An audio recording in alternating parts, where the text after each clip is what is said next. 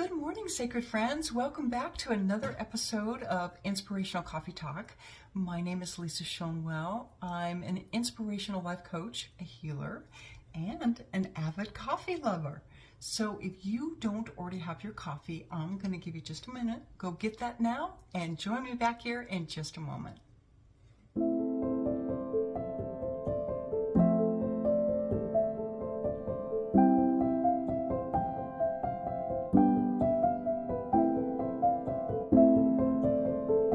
Welcome back, friends. So in today's episode, what I wanted to talk a little bit about is, oh my goodness, what is it? End of December. We're coming up on the end of December, the end of 2023. What I realized in this, where we're at already, it's, can we, over this wonderful warm drink, can we review 2023?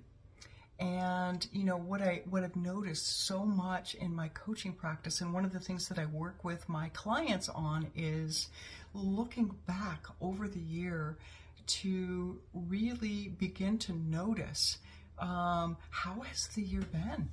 You know, has it been a good year? Has it been a very difficult year?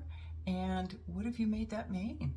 That's one of the biggest questions. If I had to narrow down to all the questions that I ask my clients, the number one question that I ask is, it's not what happens to you that determines how your life goes, it's what you make it mean. And so how has 2023 been for you? Has it been sacred in some ways? Has it been scary in some ways, right? Because sometimes we can have a year, most times we can have a year where really great things happen, and we can have a year where really terrible things happen. Maybe we lost a job or a loved one, or friendships have changed, relationships have changed in some way. And so it can look like it's been a bad year. And I pose the question, what if that isn't true? What if this year has been such a teaching year? What have you gained from it? What have you learned about yourself? What has occurred? And what have you achieved in this 2023? Did you know that the word sacred and the word scared have the exact same letters? Exact same letters, just rearranged. So what if that's by divine design, in that we get to decide, given the same letters, if this is a scary proposition or a sacred proposition? And what if we took this year and we looked back over the year and we said, what was it about this year that was both sacred and scared? You know, ways that in which I was scared. And what if one leads to the other? Wouldn't that be so great if we can get to a place in our lives, and this is why I teach what I teach, that we could look at all of the scary moments in our lives as, how is this leading me to more sacredness in my life? How is this leading me to unconditional love in my life? I mean, I personally have had some really sacred moments this year. I've met some people that the moment I looked at them, I knew this is a person that will be part of my life forever. I knew it.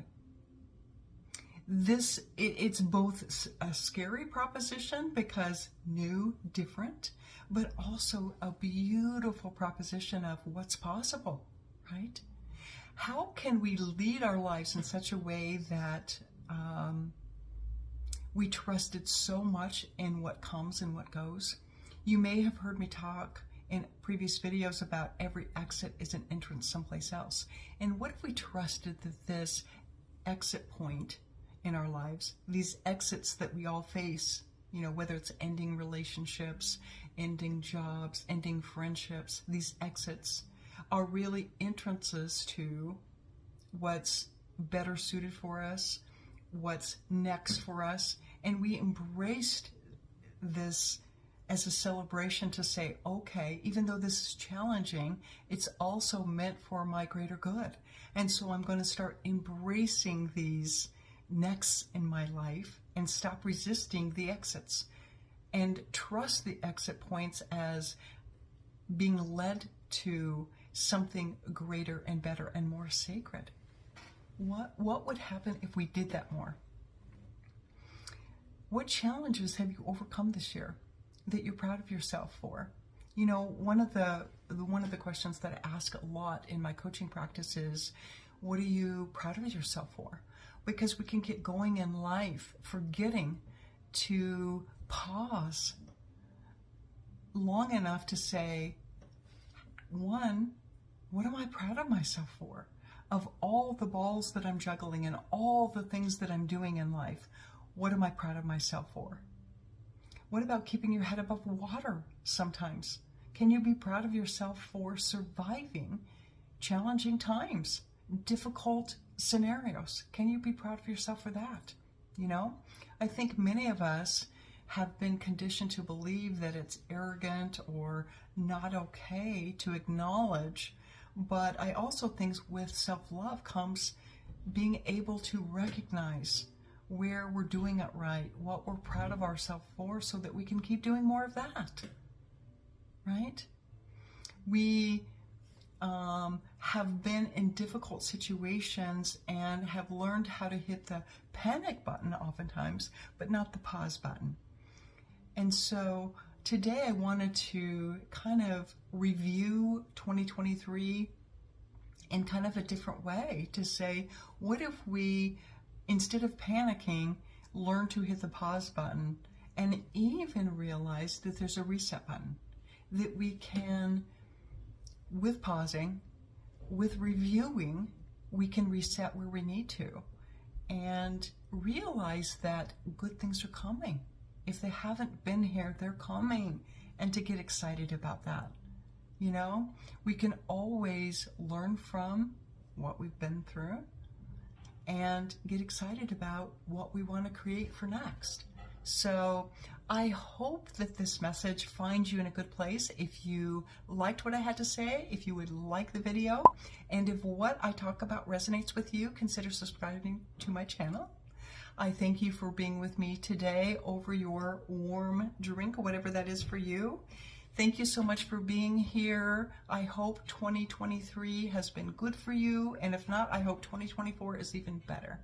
Have a beautiful day, and I look forward to seeing you in my next video. Bye for now.